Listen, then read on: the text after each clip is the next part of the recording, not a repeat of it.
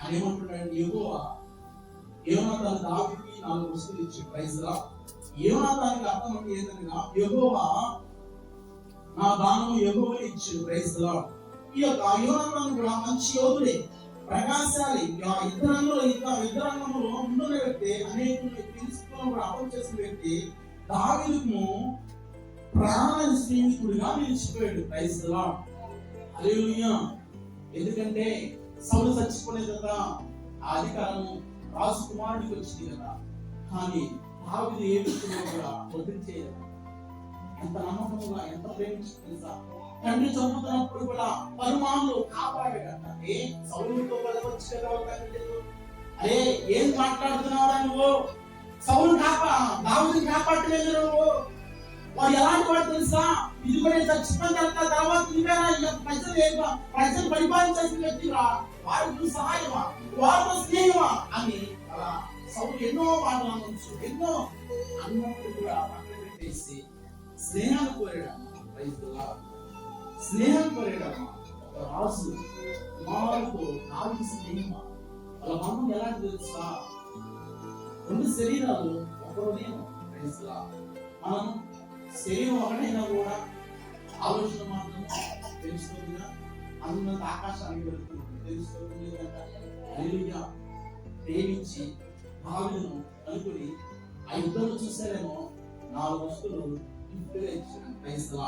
ఆ 4 వస్తువులు మనం జ్ఞాపకం చేసుకున్నాం. మొదటిగా ప్రైజ్ లా ఏమి ఇచ్చాడు, దుప్పటి ప్రైజ్ లా. దుప్పటి తెలుసా మనకి, తెలుస్తుంది కదా. హల్లెలూయా. తెలుసా తెలీదా దుప్పటి? ఏం దుప్పటి, ఏం చేసి దుప్పటి ప్రైజ్ లా. చలిగా వచ్చినట్టు ఏం కావాలి అందరికి, దుప్పటి కావాలి. వాస్తవేనా? ఈ దుప్పటి దేనికి సాదృశ్యం అంటే గొప్ప పిలుపును లేదా అభిషేకానికి సాదృశ్యంగా ఉంది. తెలుసుకోవడం చేద్దండి. ఆ మాట చదువుతుంది.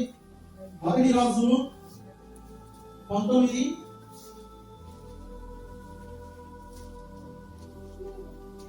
తీసారమ్మా. 1 రాజులు 19 వచ్చిన భాగాన్ని చదువుతున్నాడు. ఏలి అచ్చటి నుండి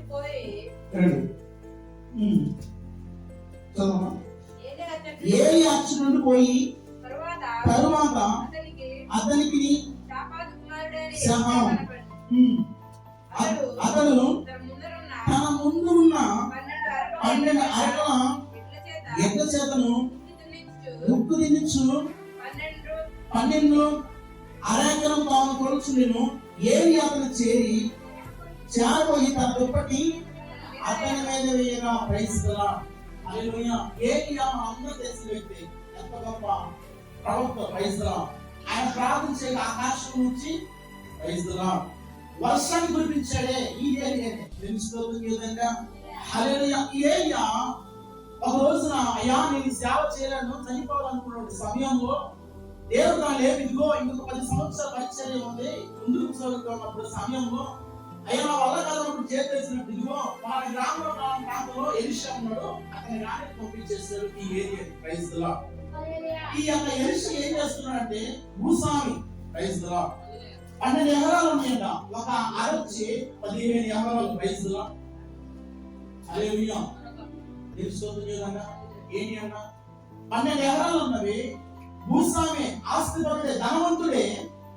దేవుడు చెప్పిన పిలుపును ఏలికి ఇచ్చినటువంటి సెలవు పలానా ప్రాంతంలో గ్రామంలో ఒక వ్యక్తి ఉన్నాడు, ఆ వ్యక్తి అరుగుతుంటూ ఉంటాడు. అతని కాడికి వెళ్ళి ఇదిగో దుప్పటి అన్నదే అతని మీద వేయండి. దేవుడు సెలవుగా సరాబరిగా వచ్చి ఆ ఎలీషా భూస్వామి కదా అరుగుతుంటున్నాడు ఎదురు చేత.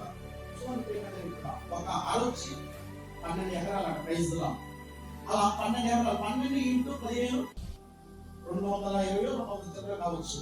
అంటే మంచి భూస్వామి ప్రైజ్ లా. 220 230 పైచినటువంటి భూస్వామి దేంతో దున్నుతున్నాడు ప్రైజ్ లా, అరకతో దున్నుతున్నాడు అంట. అంటే ఎత్తులతో ప్రైజ్ లా. అది కాకుండా ఏమో మనకు తెలియదు. తెలుసుకోవచ్చు కదా. కూలోళ్ళు లేరా, పని వాళ్ళు లేరా, కమ్మగా ఇంట్లో కాలు మీద కాలు వేసుకొని ఫ్యాన్ కింద కూర్చొని పని వాళ్ళకి చెప్పొచ్చు కదా ప్రైజ్ లా. హల్లెలూయా. ఎలీషా గొప్పవాడే, ఎలీషా ధనవంతుడే, ఆస్తిపరుడే, బలవంతుండే, కానీ చూడండి ప్రియమైన దేవుని బిడ్డ, తన యొక్క ఎద్దుల చేత 12 ఎకరాలు ఒక్కడే దొరుకుతున్నాడట. ఆ సమయంలో పిలుపు వచ్చింది. ఎందుకు తెలుసా? దేవుడు పిలుపు వచ్చింది. Praise the Lord. ఇక్కడ పక్షం ఉందా? ఏం చెప్పును ఎలీషాకు ఇక్కడ పక్షం ఉందా? Praise the Lord. పాపం ఈ పని చేసుకుంటున్నాడు, సాగు చేసుకున్నాడు, పొలం వేసుకుంటున్నాడు, దున్నుతున్నాడు. వచ్చాడంట. ఏలియా రాగానే ఏలియా దుప్పటి ఎలీషా మీద ఎప్పుడైతే పడిందో తెలుసుకోతుంది కదా. హల్లెలూయా. మనం అనుకోవచ్చు, మన గ్రామానికి, మన ప్రాంతం ఇంటికి తెలియని వారు వస్తే ఎన్ని అడుగుతాము, ఎన్ని క్వశ్చన్ చేస్తాము, ఏ ఊరు, ఎక్కడ వాడు, ఎందుకు వచ్చింది, ఎవరు కావాలి, ఎన్ని క్వశ్చన్ చేస్తాము. ఎలీషా ఉన్నాడే, ఏలియా ఒక మాట అన్నా, అసలు నువ్వు ఎవరు, ఏ గ్రామానికి చెందిన వారు, నీ పేరేంటి, నీ ఊరేంటి, నీ అడగరా. ఎప్పుడైతే ఏలియా దుప్పటి ఎలీషా మీద పడినదో దేవుని పిలుపు లేదా అభిషేకాన్ని గుర్తుగా పరిచయం చేయడానికి తెలుసుకున్న వ్యక్తి తెలుసు.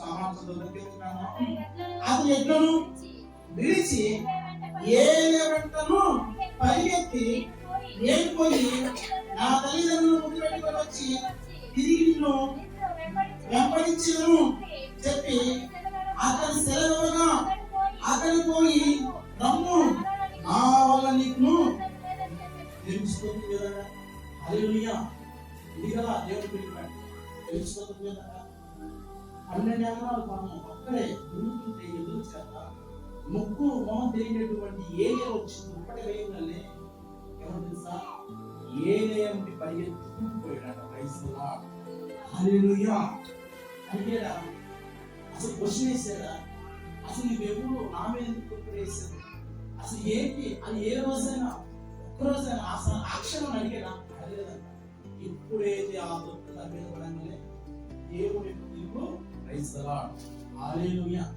పరిశుద్ధాత్మ దేవుడు ఆ దుఃఖ ద్వారా ఆపం చేసి అందులో నీవు సెలవిస్తే ఇంటికి పోయి ఆ తల్లిదండ్రులు ముద్దు పెట్టుకుని వచ్చి నీవు సెలవైతే ఆయన చెప్పేది కావచ్చు తెలుసుకోండి.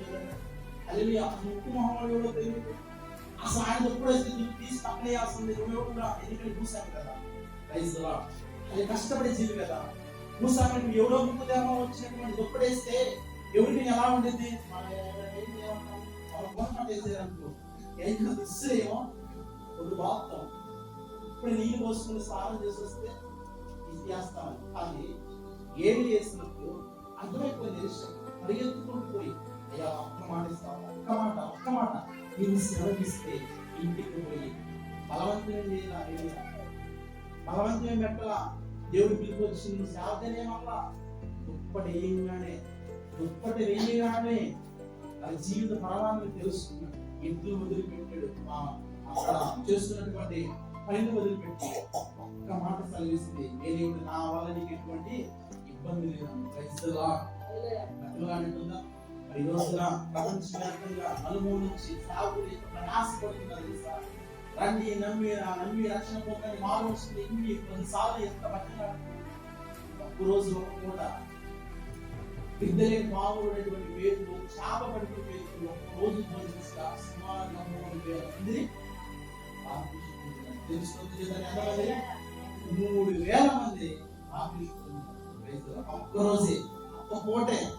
ఈ రోజున 3,000 మంది 3,000 ప్రసంగాలు చెప్పినా కానీ ఒక్క వ్యక్తి కూడా మారు మనసు పొందుతారా? మారు మనసు పొందే అవకాశం ఉందా? తెలుసుకోవద్దు కదా. హల్లెలూయా. అంటే మన చెవులు మనకి తెలుసుకోవద్దని చెప్పాలి.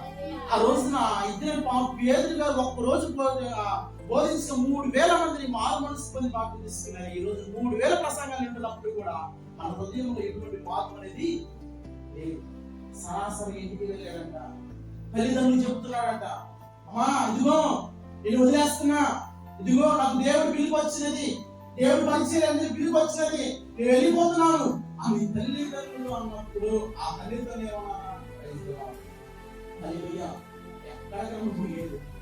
నువ్వు భూస్వామిరా, నువ్వు బోధి పనులు అనేవి చేస్తారు, పొలం ఎవరు వేస్తారు, ఇంట్లో పని ఎవరు చూసుకున్నావు, అసలు నీకు ఈ వయసులో నీకు సేవ ఏంటిది, ఈ సేవ నిన్ను అసలు పిలిచిన వాడు అని తల్లిదండ్రులు అనొచ్చు.